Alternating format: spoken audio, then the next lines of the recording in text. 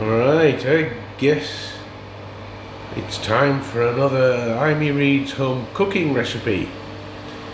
And looking at those meats, I wonder if you can guess what it's going to be.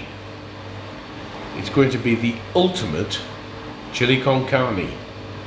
I am not using beef mince or pork mince. I'm using what we have here. And what we have here is a piece of ribeye roast, loin chops of pork, and pancetta, which is an Italian cured meat. Now, as you see, I've cut all the fat off these things, and it's in here. Not because I'm worried about cholesterol, but because we are going to use that to cook in. So here we've got a nice hot pan and all our lovely fats that we cut off the meat. They are going to render down. As you can see already, look, fat coming out. That's what we're going to cook everything in. Have some salt in there just to speed the process up a bit.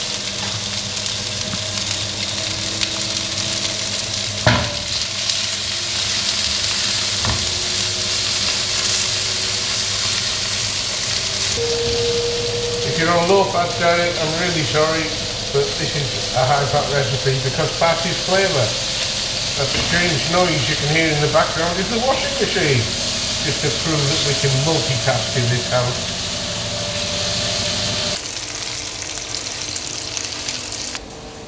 Right, here we go. Chili uses ground beef, I hear you say. Well, in this case, in this recipe, it doesn't. What we're going to do is cut this lovely piece of ribeye into lots of little pieces, and it's going to cook for a very long time. We're going to get all the flavours out. What I'm doing here is just cutting it up into manageable pieces so that we can cut it up smaller later on. So as you see, I'm just cutting this meat up into small pieces because it's going to cook for a long time in a crock pot, if you like to call it that.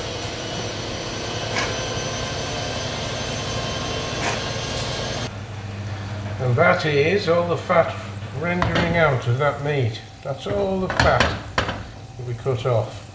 Obviously I'm not going to cook in all of that. I'm going to save some of that to cook other things in because it's ever so tasty. There we have it. I'm now going to take those pieces out and reserve them. Keep all that oil, which isn't oil, it's actually fat, which is the fat word. And then I'll put some of this into a ramekin to keep it for later.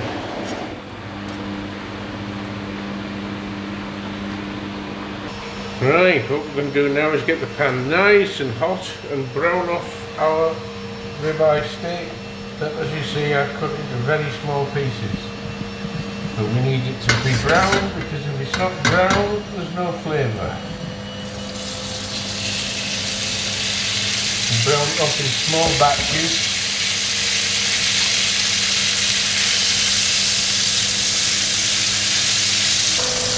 That's the colour I want. It hasn't got browning on it, it hasn't got flavour on it, so what I'm going to do now is just let the fat drain off that.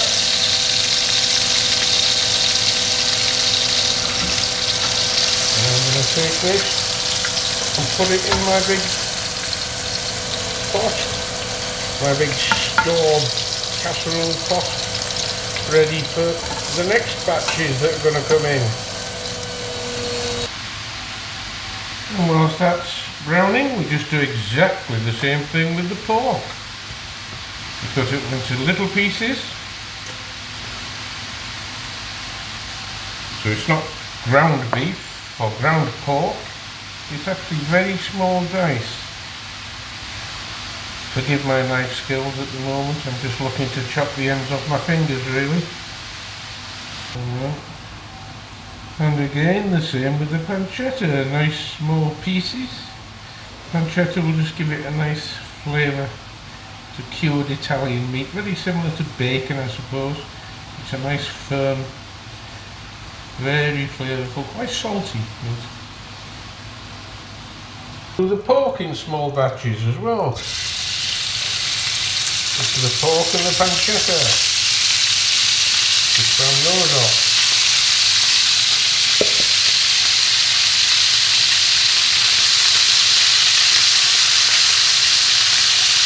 See, the pan's on a very high heat. That's because I want the meat to brown, not to boil. You can see the brown coming in the pan now, that's called fond. That's where all the flavour is.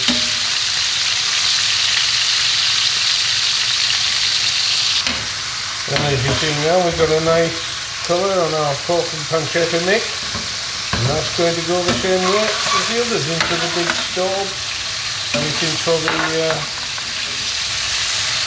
the next batch. And this is the last of the meat round off.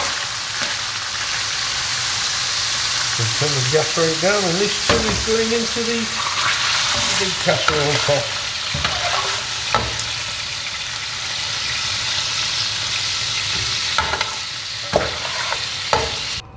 If you look at that pan, you'll see all the brown fonds on the bottom and the fat from the meat. In that, I'm now going to cook it's a mirepoix or a sofrito, I suppose, because it's Mexican. In there, carrots, onions, celery, garlic, and some jalapeno peppers. I'm not really concerned about getting it hot with jalapenos. I just want the jalapenos for the flavour, honestly. So all I need to do now is just cook this down a little bit. There's my sofrito is cooking down. I'm going to add some salt, as we would, and some pepper, because they live together. And give that a mix in, but I'll show you now, it's something interesting. Where's all that burnt stuff gone off the top of the pan? It's all flavour that's gone back into the veggies. Right, now that my sofrito has cooked down a little bit, it's just taken on a little bit of colour.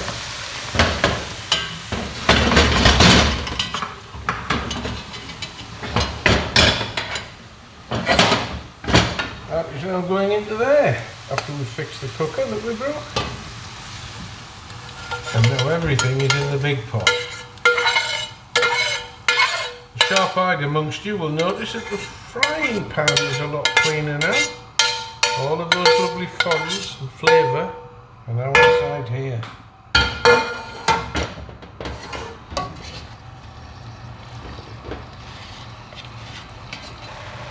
Right, we're going to add some semi-liquid things now. This is a tin of chopped tomatoes, Italian vine tomatoes. We don't want too many tomatoes in because it's not a bolognese, it's a con carne.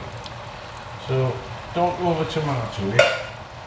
But we do want it to taste con carne, so what I have here is a veal stock. It's a veal demi-glace, it's a reduced veal stock.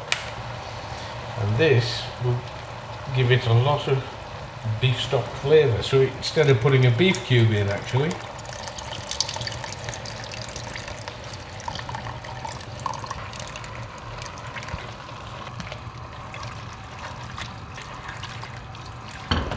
now we're just going to leave that on a low heat for about an hour.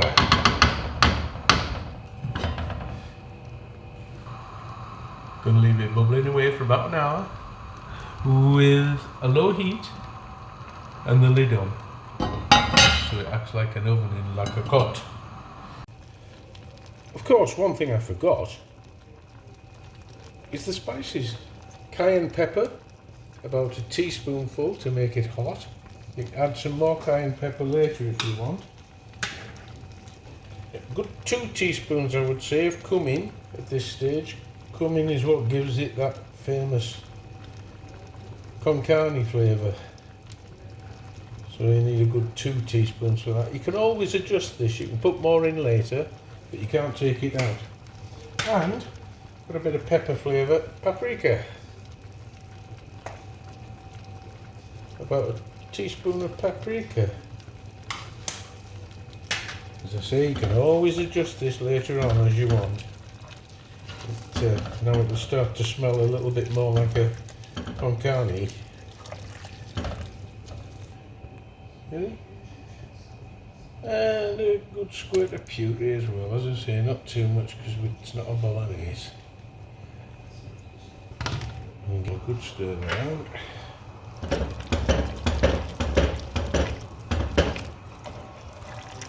And later on we're going to add the beans, the brown kidney beans, and we're going to add a few other ingredients. One secret ingredient that might seem a bit unusual, but it's always well worth watching till the end. And then back on with the lid and on a low heat for about an hour. Right, just check on this. Oh, it's been chugging away for about 30 minutes now. Just have a quick look at it and a quick stir. Yes, that's looking lovely. If it reduces too much, you can always put some more stock in there. But what I am going to put in here now is the first of the secret ingredients, chipotle chili paste. This stuff is extremely flavourful and pretty darn hot, so we don't want a great deal in, just to put that much in at first. Just over about 2 teaspoons there actually, and we'll see what that's like. Do you want to suck the spoon? Amy Reed does not want to suck the spoon. Can't say I blame her. We'll just stir that in.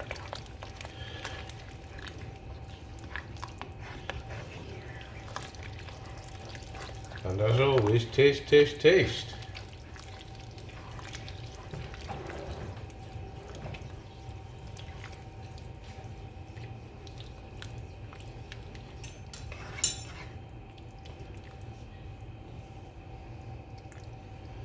That's thickened up nicely, and I haven't even put the beans in yet. I can hear you all saying that doesn't look anything like a con carne that we know, and it doesn't yet, but it soon will. Just thickening up beautifully. Let me see if I can get a little bit of the sauce and try a taste of it.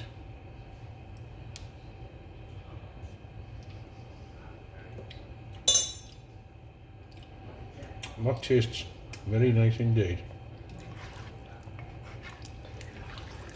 So, leave that chugging away for another half hour. With the lid on, of course.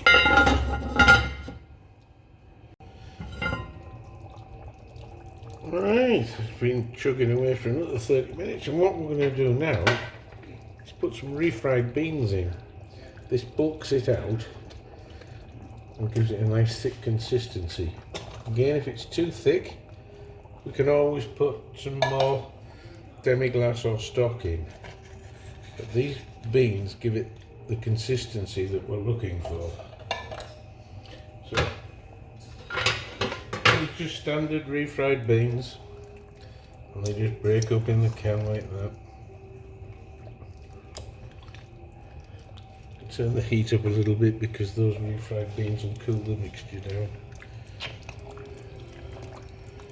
Just break them up, they'll melt in, and they will give it much more of a con carne consistency.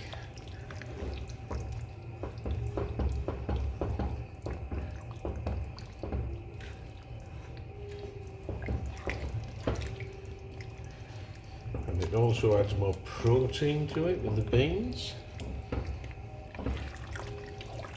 This will be enough for about 8 or 10 people really, especially if you serve it with rice. This is not a This is not to feed a family of 4.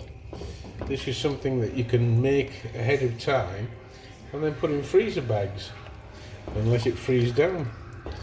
And then when you need it, bring out the bag, boil up some rice, or get some nice Mexican flatbreads, some nice tortillas, flour tortillas, go well with it. And it's a quick and easy thing to pop out of the freezer and pop into a pan.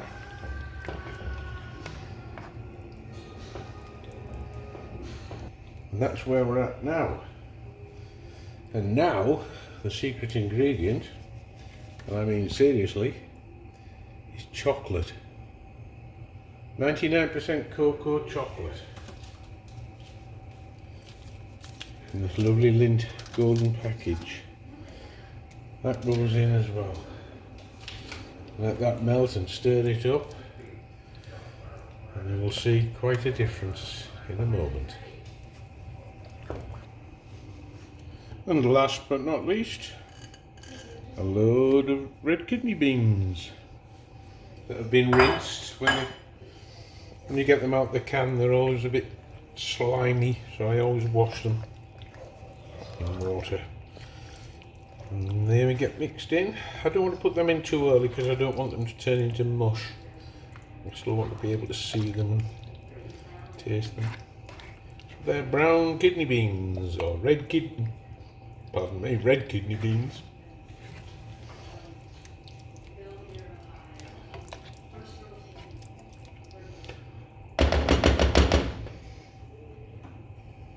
Get this back up to temperature. Stick the lid on again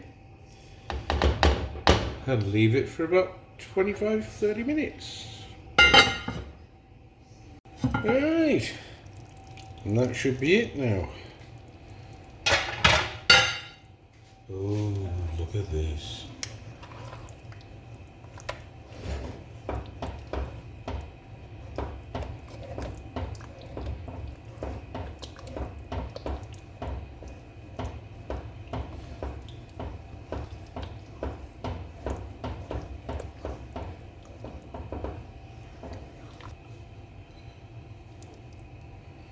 There we go. The only thing to do now is to give it a little try. So we'll just try a spoon.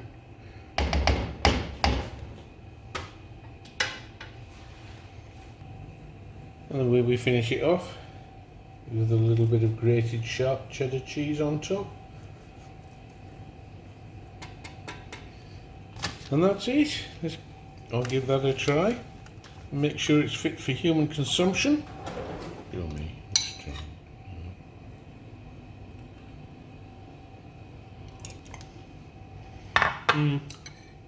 Yes, that'll do nicely.